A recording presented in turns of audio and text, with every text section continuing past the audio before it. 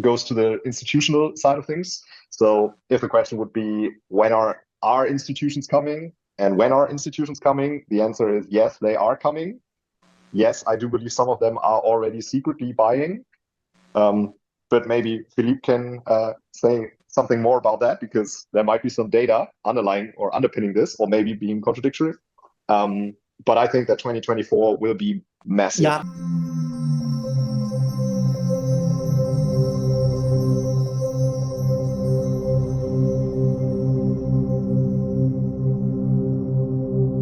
Alrighty, what is going on, everybody? Welcome back to another Cyperax video banger. Buckle up your seatbelts. In today's video breakdown, we are going to confirm that these financial institutions are lying. They have information that they are withholding from the general public, and in today's video breakdown, we are going to show that proof. If you all enjoy these video breakdowns, smash that thumbs up button and subscribe. As always, bringing you all the realest information that the mainstream is never going to show you.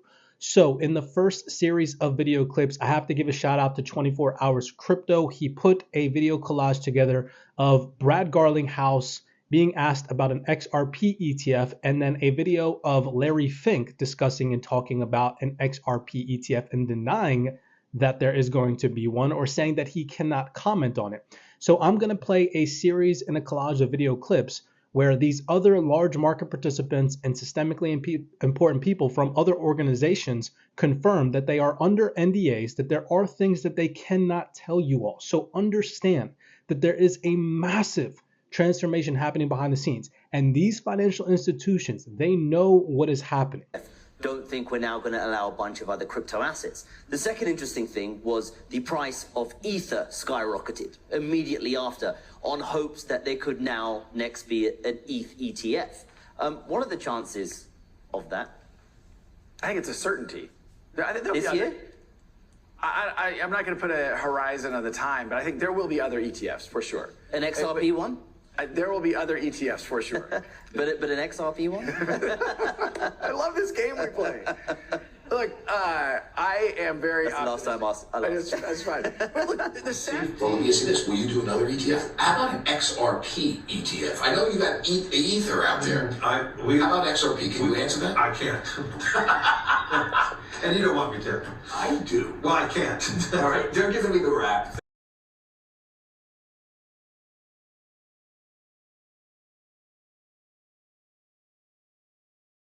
Citi as an organization is quite conservative in terms of what we talk about, in what we say in the media. We don't say anything until it's gone through our regulatory approval, and our internal guidelines are robust and strong, and I'm sure I'm being watched as I speak. Well, not too much is out there in the public in terms of reports by the media, but you see in the background when you talk to people over beer, for example, or in the background what people are working on, you see that many parts are moving. You see that banks are employing more people in the field. You see consulting companies. We must keep in mind that the stuff that you read in the papers, no offense, Bloomberg, it's much easier to report on stuff that goes wrong than to report on all the stuff that's going right. I think what's really interesting is the mismatch actually between the media headlines and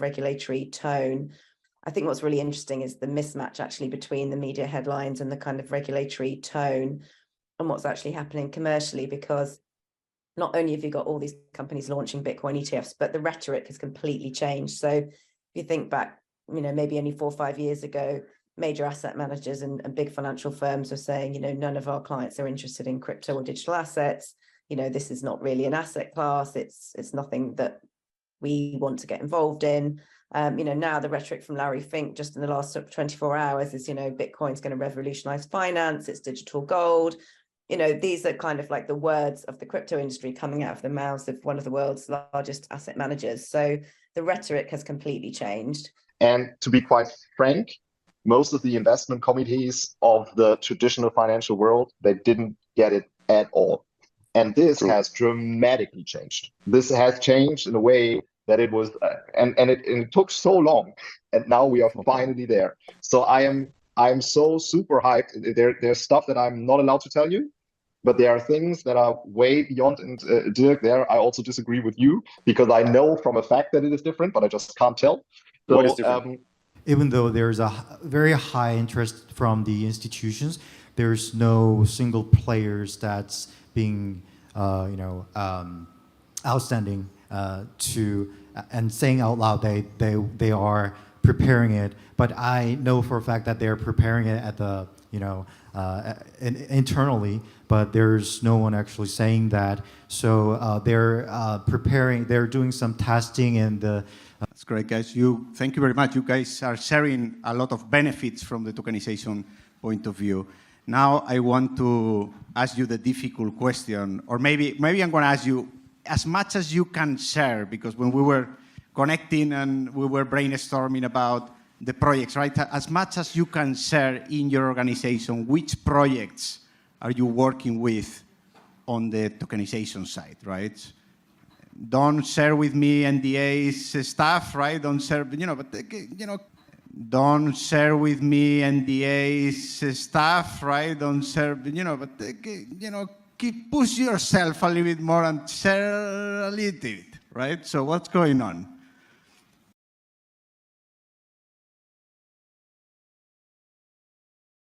It goes to the institutional side of things. So if the question would be, when are our institutions coming? And when are institutions coming? The answer is yes, they are coming.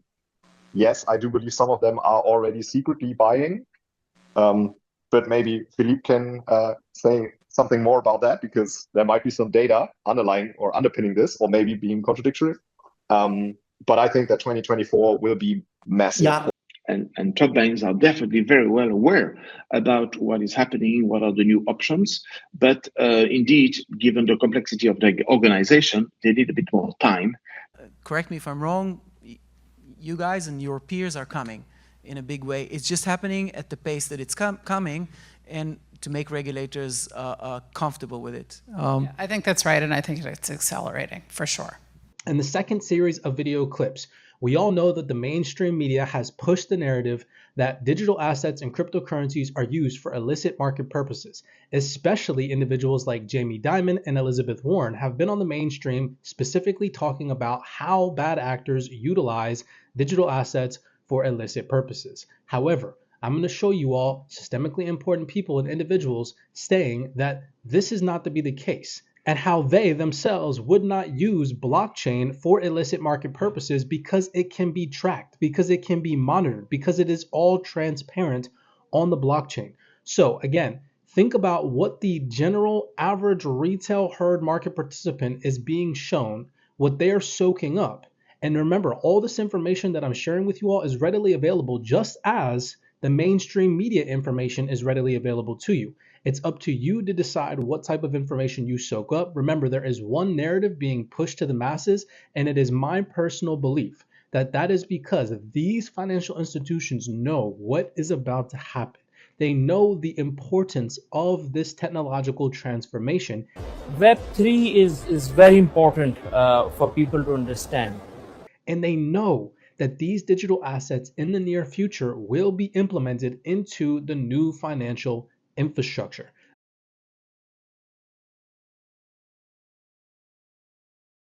There's a new threat out there. It's crypto, and it is being used for terrorist financing. It is being used for drug trafficking. North Korea is using it to pay for about half of its nuclear weapons program. Yeah, what I was also pointing out is that the actual use cases are sex trafficking, tax avoidance, anti-money laundering, terrorism financing. It's not people just buying and selling Bitcoin.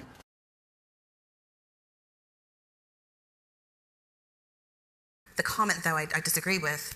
with Matt is that the majority of this technology is being used for nefarious purposes. That's just simply not true. We have loads and loads and years worth of data that demonstrate that that's not the case. Something like 1 point something percent or less than 1% of on-chain transactions is deemed to have any kind of illicit element attached to it. So that's a misnomer, and that's kind of an old school view. And then add to that the fraud factor, which started in early 2013 or 2012, which was kind of a bad reputation. But in reality, if you look now, the fraud has kind of winded down a lot, because who wants to transact and then get his transaction identified for fraud? So now you can technically be tracked. I would have loved the system to be adopted more, but if I was a fraudster, I wouldn't do it on a blockchain. Prior to that, I spent 10 years at Cohen & Steers, managing a number of different equity portfolios. And prior to that, I was at BlackRock for about 12 years as well. In terms of favorite use case, it's not necessarily a use case, it's more of a feature of blockchains, and that's that everything is publicly verifiable, and everything on the blockchain is truth. So it's very easy to determine transactions, it's very easy to verify identity, and to the point made earlier, these transactions are cleared on a blockchain, depending on which one, close to real time. So with that being said, I hope that you all enjoyed that video collage confirming that these large market participants, these organizations, these systemically important people have information that they are withholding from the general public.